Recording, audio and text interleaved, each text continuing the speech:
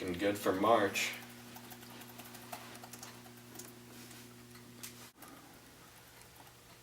Hey, there we go, Kaminsky.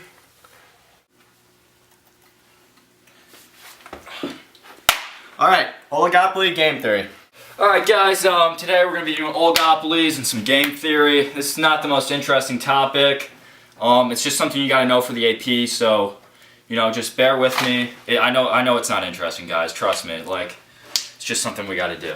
So, basically, a good example of an oligopoly is, like Coke and Pepsi. You know, there's like only like two firms like in this market or whatever.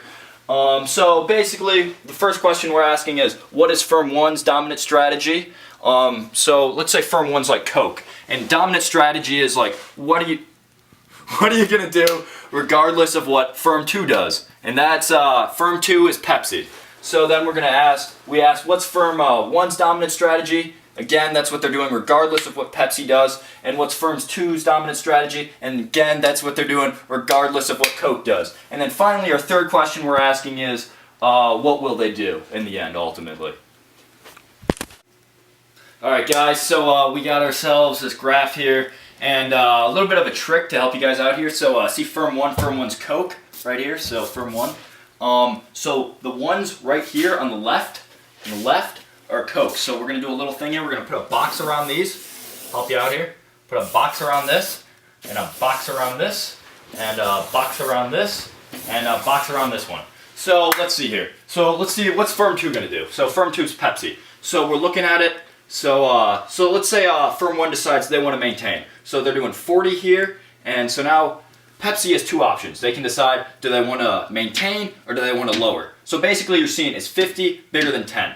And you're like, that's a no-brainer. 50's bigger, so we're going to go for 50. So if firm 1 decides to maintain, firm 2 is also going to maintain. So now let's say firm 1 wants to like go see what happens when they try to lower. So we're going to look over here. We're going to say they got 30 here for the lowering, and then they have their 80 here for firm 2s, and then this is if they lower over here. So now we're going to look again. We're going to be like, is 80 and 30? Which one are we going to choose? This is again if firm 1 lowered. And so we're going over, we're looking at 80, and we're going to go 80 is bigger than 30. So again, we're going to go like this. We're going to pick that one.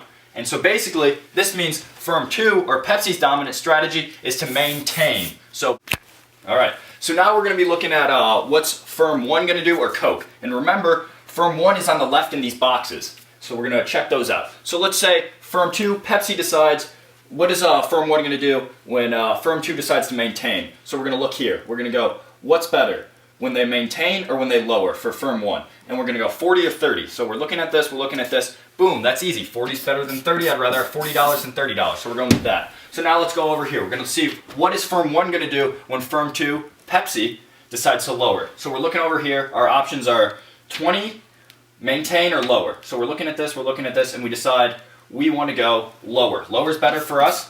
So we're going with that. 50 is better than 20 again.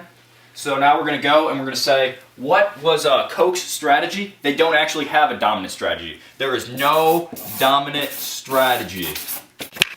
Alright, so basically, firm 2 has a dominant strategy. Pepsi, we know, is going to maintain. But firm 1, Coke, does not actually have a dominant strategy. So a scenario is going to play out like this. So basically, since firm 1 knows exactly what firm 2 is going to do, they're going to maintain. So basically, we're left with our two choices here. Do we want to maintain or lower for firm 1, which is Coke? And now we're looking, we go 40 or 30, and we know 40 in the end, that's our end result. So that's actually how they're going to play out. It's going to play out right here in the scenario, right over here. Hey guys, not trying to be a jerk, but this is just something you need to know. Alright, I'm going to talk to you quickly about oligopolies. And oligopolies are a state of limited competition in which a market is shared by small numbers of producers and sellers.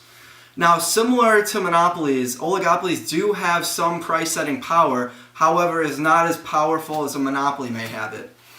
And dissimilar to a perfectly competitive market, oligopolies do have differentiated products. For example, Coke and Pepsi. Although similar, they're both sodas, they do taste different and people do have different preferences to which one they're going to buy. Alright guys, so like say this is my cousin's dairy farm, yeah, so basically they're going to sell milk no matter what. Like every day the truck comes, they're picking up the milk. So, you know, we got supply, demand, quantity, price, all that good stuff. And So this is where we do negative face, unhappy face, smiley face. So Jack, where's an inelastic? What? Where's an inelastic?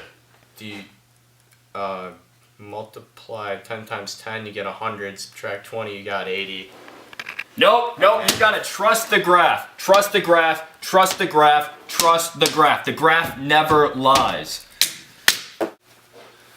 Listen, guys, if you don't trust him, maybe you'll trust Paul Krugman, the Nobel Prize winning author of our book. Hey, Zach, what are we making?